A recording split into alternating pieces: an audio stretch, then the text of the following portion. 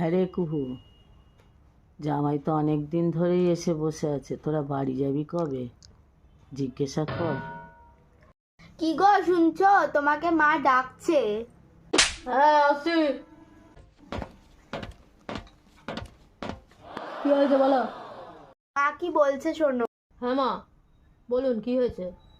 দিন তো হলো, তা তোমরা বাড়ি কবে যাবে? কেন মা, আপনার মেয়েও তো আমার বাড়িতে অনেক দিন গিয়ে থাকে, অসুবিধাটা কি আছে?